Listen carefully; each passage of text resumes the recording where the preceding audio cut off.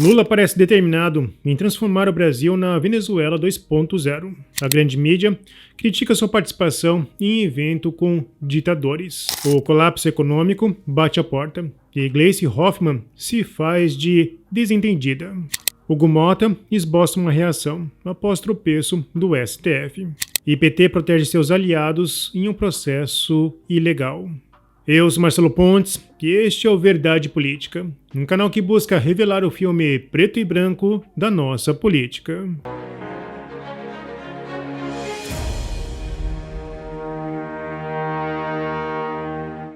O Brasil segue ladeira abaixo ao cometer os mesmos erros do nosso vizinho, a Venezuela. E tudo isso graças ao PT e seu sonho de transformar o Brasil no núcleo do socialismo na América Latina. Em 2006, o senador Almeida Lima, do PMDB, subiu à tribuna e fez o seguinte alerta. O processo de aniquilamento das instituições democráticas é patente. A ascendência que o governo exerce sobre os poderes judiciário e legislativo não visa o exercício da busca de apoio para as suas ações de governo, mas tão somente a desmoralização dessas instituições pelas decisões que impõem, e sempre na contramão dos anseios da população brasileira, que clama pela cassação dos corruptos, que o legislativo não caça, e pela prisão que o judiciário não decreta. Assim como no nazismo, o Partido dos Trabalhadores não formulou um projeto de governo para um mandato de 4 anos. O objetivo foi um projeto de poder para transformar o Brasil em um Estado totalitário, fascista, intolerante e antidemocrático.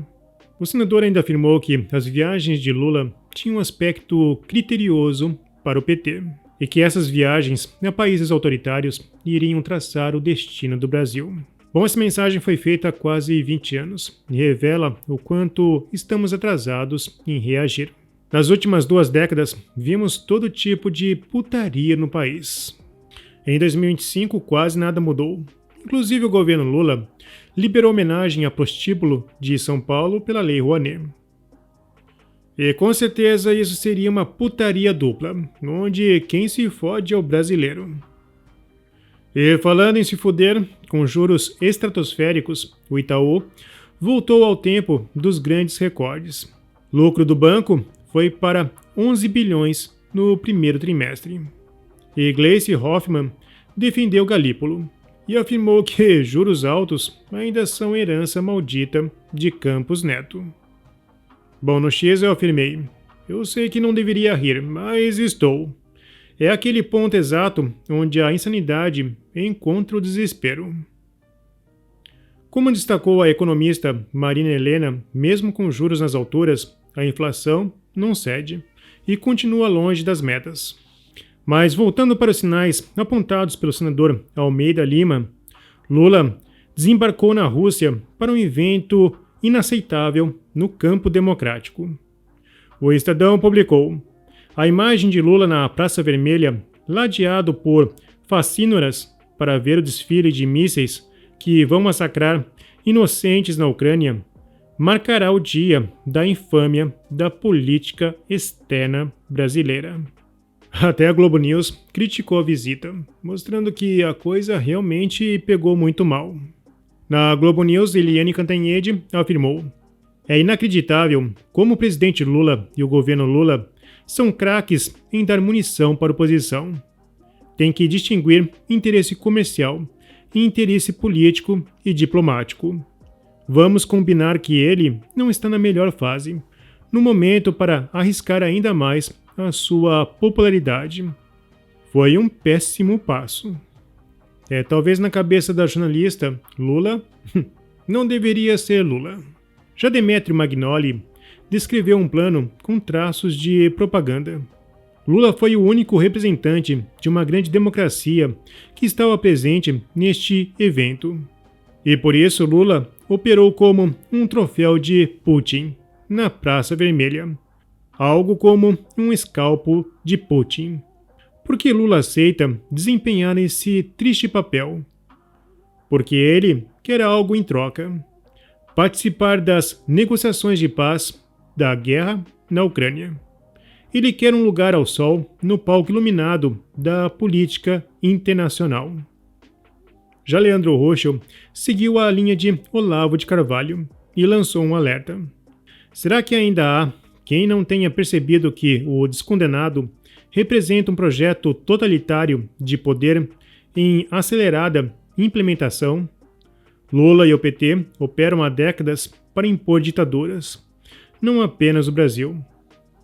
Afirmar que o PT representa o resgate da democracia é a inversão completa da realidade, típica de regimes totalitários. Na Rússia, Lula se sente à vontade entre ditadores porque está entre iguais.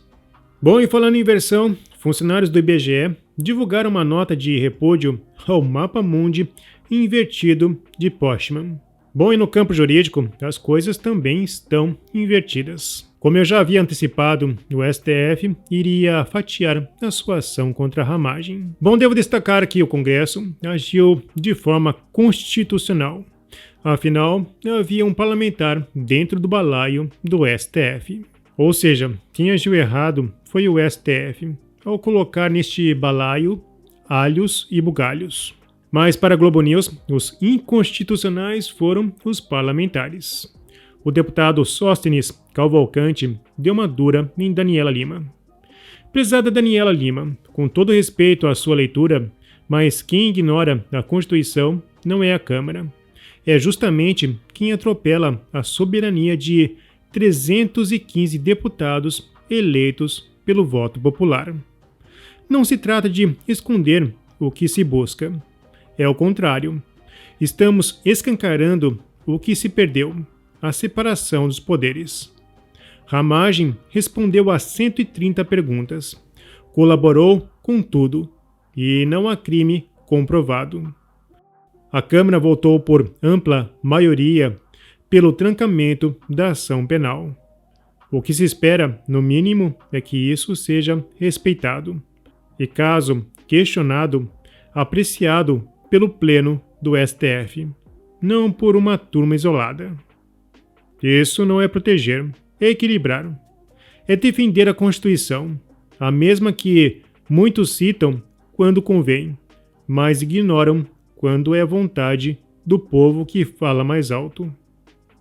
Respeitem a Câmara.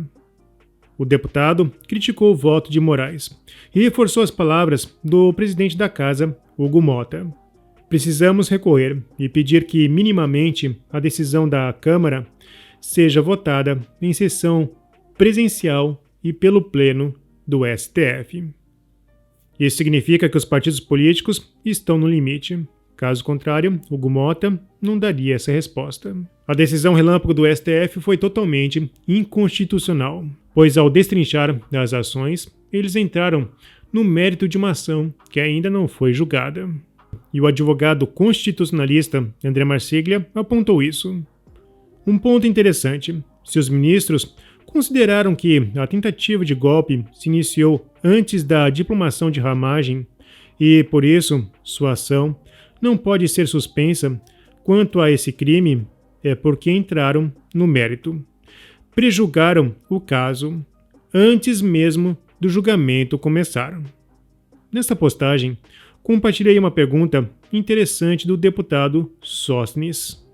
Por que Moraes virou relator de praticamente todos os casos de perseguição? Bom, historicamente, o PT sempre teve um bode para colocar a culpa.